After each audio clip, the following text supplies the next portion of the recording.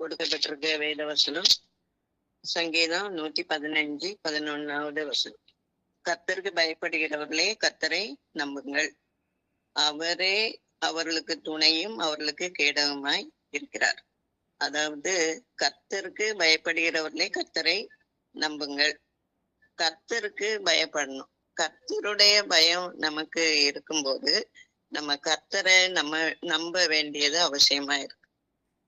சில நேரங்கள்ல கர்த்தரை நம்புகிறதுக்கு பதிலாட்டு நம்ம வேற காரியங்களை நம்ம நம்பிடுறோம்.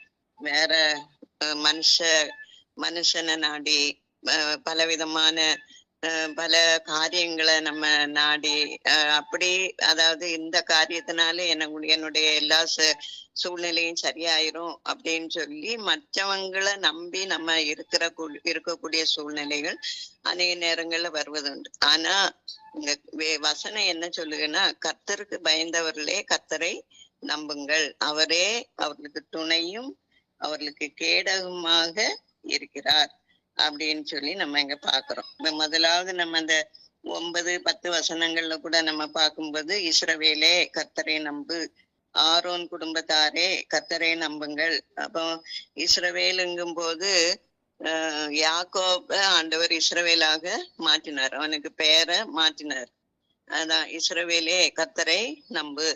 ஆரோன் குடும்பத்தாரே அவங்கள ஆசாரிய ஊழியம் செய்யும்படியாக தேர்ந்தெடுத்து கொண்டார். அவங்க குடும்பமாக அந்த ஊழியத்தை செய்யும்படியா ஆண்டவர் அவருக்கு பணிவிட செய்யும்படியாக தெரிந்து கொண்ட ஒரு குடும்பம்.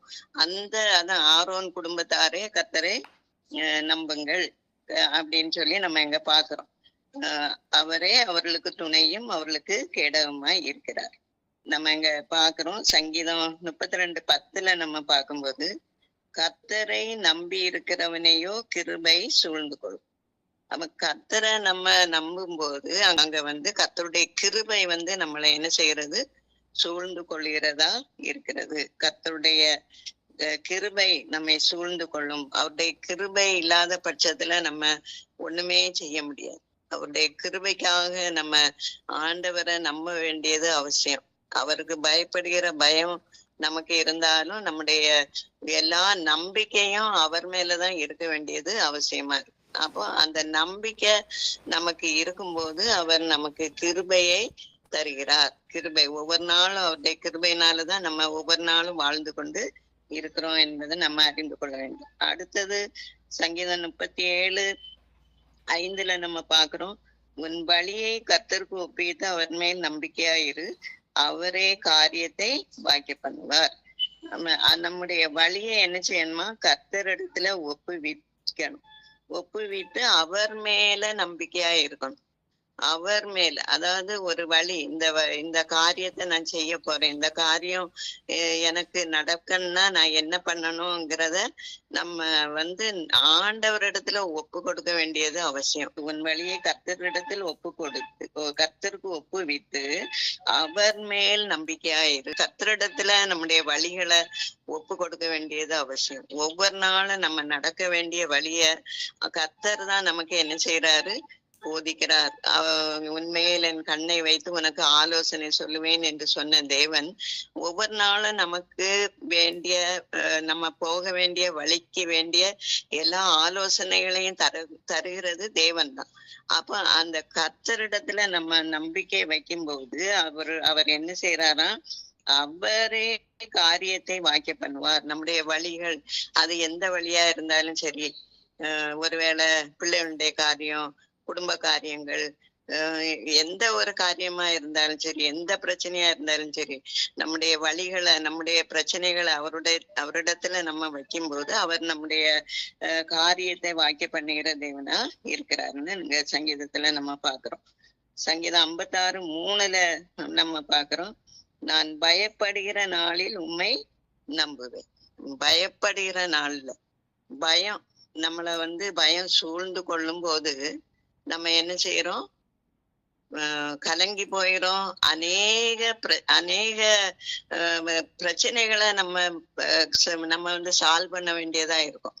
அதாவது கண்ணீர், கலக்கம், இப்படிப்பட்டதான சூழ்நிலையில பயந்து அப்படி இருக்கிற அந்த நேரத்துல அங்க சங்கீதக்காரன் சொல்ல, நான் பயப்படுகிற நாளில் உம்மை நம்புவேன். நான் பயப்படுகிற நாள்ல அதாவது பயம் நம்மளை சூழ்ந்து கொள்ளும் போது நம்ம கர்த்தரை நம்ப வேண்டியது அவசியமா இருக்கிறது. அடுத்தால நம்ம பார்க்கும்போது 56:4 பாக்குறோம். தேவனை நம்பி இருக்கிறேன், நான் பயப்படேன், மாம்சமானவன் எனக்கு என்ன செய்வான். தேவனை நம்பி இருக்கிறேன். நம்ம கர்த்தரை நம்பி இருக்கும்போது, அங்க சங்கீதக்காரன் சொல்ல, தேவனை நம்பி இருக்கிறேன். கர்த்தரிடத்துல நம்ம நம்பிக்கையா இருக்கும்போது நம்ம பயப்பட வேண்டிய அவசியமே இல்லை. பயப்பட வேண்டிய அவசியம் இல்லை. மாம்சமானவன் எனக்கு என்ன செய்வான். இந்த உலகத்துல உள்ள மனுஷன் எனக்கு ஒண்ணுமே செய்ய முடியாது, ஒண்ணும் செய்ய முடியாது. நம்ம ஆண்டவரிடத்துல நெருங்கி நம்ம ஜீவித்து நம்ம அவரோடு கூட நம்ம இருக்கும்போது நம்ம பயப்படுகிற அந்த நாட்கள்ல கர்த்தர் என்ன செய்யறாரு, அவர் நமக்கு உதவி செய்யறவராக இருக்கிறார் அப்படின்னு சொல்லி நம்ம இங்க பார்க்கலாம். தேவனை நம்பி இருக்கிறேன், நான் பயப்படேன், மாம்சமானவன் எனக்கு என்ன செய்வான். மாம்சமான அந்த மனுஷன் ஒண்ணுமே நமக்கு செய்ய முடியாது. நீதிமொழிகள்ல கூட நம்ம பார்க்கிறோம். 3வது அதிகாரம் 26வது வசனத்துல, கர்த்தர் உன் நம்பிக்கையா இருந்து உன் கால் சிக்கி கொள்ளாதபடி காப்பார். அவர் நம்முடைய நம்பிக்கையா இருந்து நம்முடைய கால் சிக்கி கொள்ளாதபடி பாதுகாக்கிற தேவன்.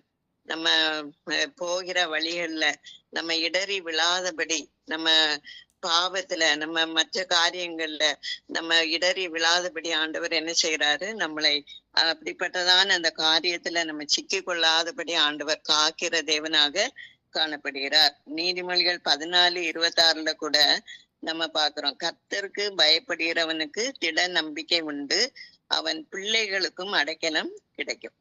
கர்த்தருக்கு பயப்படுகிறவனுக்கு ஆண்டவர் என்ன செய்யறாரு, திட நம்பிக்கையை கொடுத்திருக்கிறார். ஒரு நம்பிக்கை, திடமான ஒரு நம்பிக்கை நமக்குள்ளால. அது அந்த நம்பிக்கை அது ஒரு நாளும் குண்டி போகாத ஒரு நம்பிக்கையை ஆண்டவர் என்ன செய்யறாரு, தருகிறார். அவன் பிள்ளைகளுக்கும் அடைக்கலம் கிடைக்கும். அவன் பிள்ளைகளுக்கும் அடைக்கலத்தை ஆண்டவர் வச்சிருக்காரு. அடுத்த நம்ம இங்க ஒரு காரியத்தை நம்ம பார்க்கலாம். எரேமியா 17வது அதிகாரம் 5-8 வரை நம்ம பார்க்கும்போது இங்க 2 விதமான காரியங்களை நம்ம பார்க்கிறோம். 17:5 நம்ம பார்க்கிறோம், மனுஷன் மேல் நம்பிக்கை வைத்து மாம்சமானதை தன் புயபலமாக்கி கொண்டு கர்த்தரை விட்டு விலகுகிற இருதயமுள்ள மனுஷன் சபிக்கப்பட்டவன் என்று கர்த்தர் சொல்லுகிறார். மனுஷன் மேல நம்பிக்கை. இன்னைக்கு அநேக நேரங்கள் அநேகர் மனுஷன் மேலதான் நம்பிக்கை. அவன் இருந்தா எனக்கு இப்படி செய்திருவான், இவன் இப்படி, அதாவது உலக பிரகாரமா நம்ம பார்க்கும்போது அத இந்த காரியத்துல இப்படி உள்ள சூழ்நிலையில எனக்கு இந்த ஆளு இருக்கும்போது எனக்கு ஒரு பயமும் இல்லை அப்படின்னு சொல்லி நிறைய பேர் இருக்காங்க. மனுஷன் மேல் நம்பிக்கை வைத்து மாம்சமானதை தன் குயபலமாக்கி, எனக்கு எல்லாமே இருக்கு, என்னிடத்துல பலன் இருக்கு, என்னிடத்துல செல்வம் இருக்கு, என்னிடத்துல பணம் இருக்கு, என்னிடத்துல எல்லாமே காணப்படுது, அதனால எனக்கு வீடு இருக்கு, எனக்கு கார் இருக்கு, அது இருக்கு, இது இருக்கு, எல்லாமே இருக்கு, அதனால எனக்கு ஒரு குறையும் இல்லை, நான் தேவனை தேட வேண்டிய அவசியம் இல்ல அப்படின்னு சொல்லி கொண்டு இருக்கிறவன் பலமாக்கி கொண்டு தன் மாம்சமானதை தன் பலமாக்கி கொண்டு கர்த்தரை விட்டு விலகுகிற இருதயமுள்ள மனுஷன், கர்த்தரை விட்டு விலகுகிற இருதயமுள்ள மனுஷன் சபிக்கப்பட்டவன் என்று கர்த்தர் சொல்லுகிறார். அவன் எப்படி இருப்பானா, 6வது வசனத்துல நம்ம பார்க்கிறோம், அவன் அந்தர வெளியில் கரளையாய் போன செடியை போலிருந்து நன்மை வருகிறதை காணாமல் வனாந்தரத்தின் வறட்சியான இடங்களிலும் குடியில்லாத உவர் நிலத்திலும் தங்குவான்.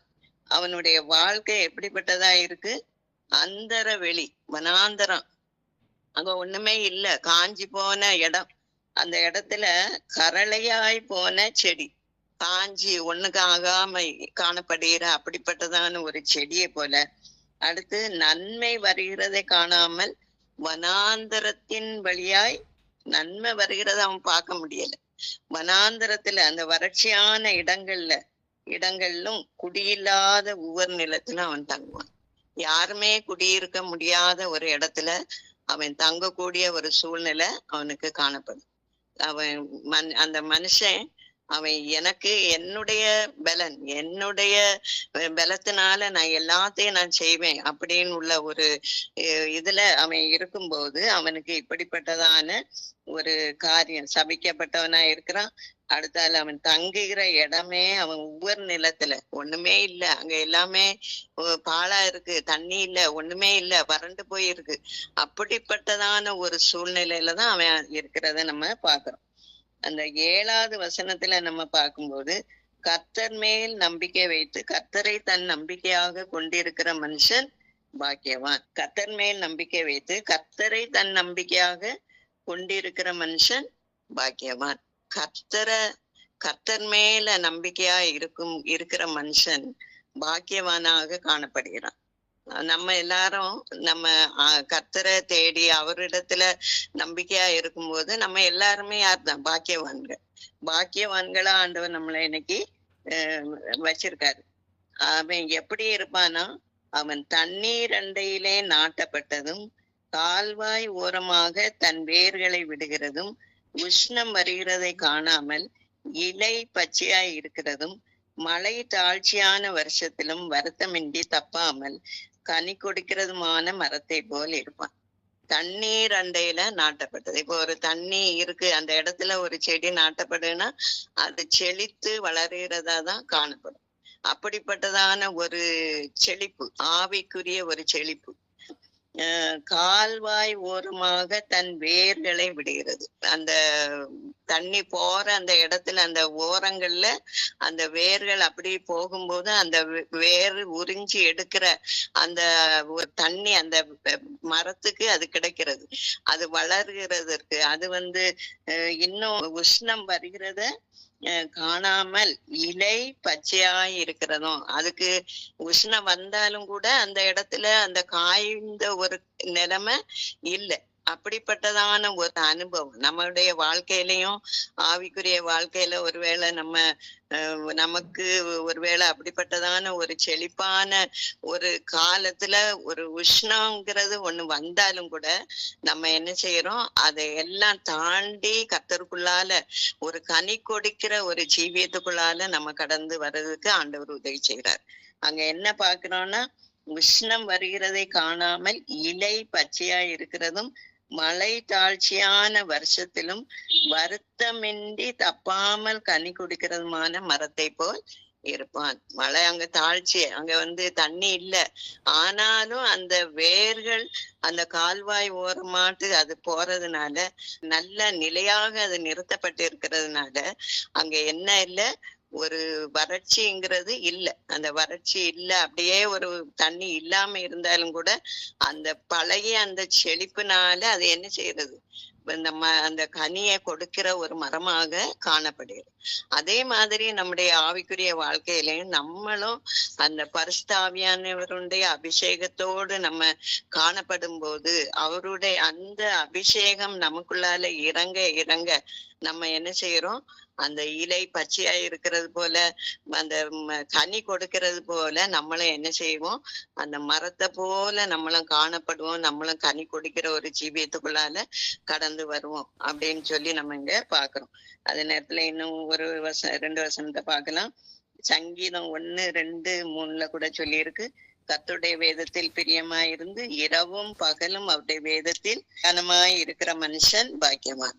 கர்த்தருடைய வேதத்துல பிரியமாய் இருந்து இரவும் பகலும் அவருடைய வேதத்துல என்ன செய்யணுமா, தியானமாய் இருக்கிற மனுஷன் அவன் பாக்கியவான்.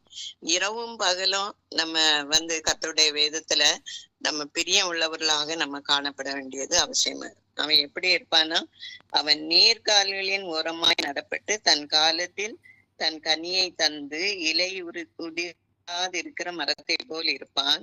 அவன் செய்வதெல்லாம் வாய்க்கும். அவன் நீர்கால்களின் ஓரமாய் நடப்பட்டு தன் காலத்தில் தன் கனியை தந்து இலை உதிராதிருக்கிற மரத்தை போல் இருப்பான், அவன் செய்வதெல்லாம் வாய்க்கும். எப்படி நம்ம அந்த எரேமியாவுல படிச்சோமோ அதே போல இங்கேயும் கூட அந்த கர்த்தருடைய வேதத்துல பிரியமா இருந்து இரவும் பகலும் அவருடைய அந்த வசனத்தை தியானித்து கொண்டிருக்கும் போது கர்த்தர் என்ன செய்யறாரு, இப்படிப்பட்டதான ஒரு காரியத்தை, ஒரு கனி கொடுக்கிற ஜீவியத்தை நமக்கு தருகிறாரு. அவன் செய்வதெல்லாம் வாய்க்கும். நம்ம என்னென்ன செய்யறோமோ எல்லாம் வாய்க்க கூடியதா தான் காணப்படுகிறது.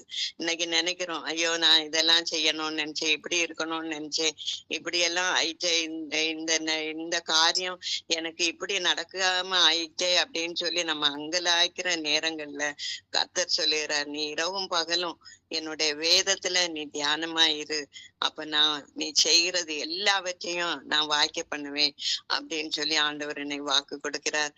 அந்த வசனத்துல சொல்லி இருக்க போல சங்கீதம் 115 அந்த 3 வசனங்கள், கர்த்தருக்கு பயப்படுகிற சிறியோரையும் பெரியோரையும் கர்த்தர் என்ன செய்வாரு, ஆசீர்வதிப்பார் அப்படின்னு சொல்லி இருக்கு. அந்த அப்படிப்பட்டதான ஆசீர்வாதங்களை நம்மளும் நம்முடைய குடும்பங்களும் பிள்ளைகளும் பெற்றுக்கொள்ளும்படியாக கர்த்தர் நமக்கு உதவி செய்ய, நம்மளும் ஒரு கனி தருகிற ஒரு ஜீவியத்தை செய்யத்தக்கதாக கர்த்தர் நமக்கு உதவி செய்யும்படியாக நம்ம இந்த வார்த்தைகளை இன்னொருக்கா நம்ம தியானிப்போம். ஆண்டவர் கர்த்தர் நமக்கு உதவி செய்வாராக.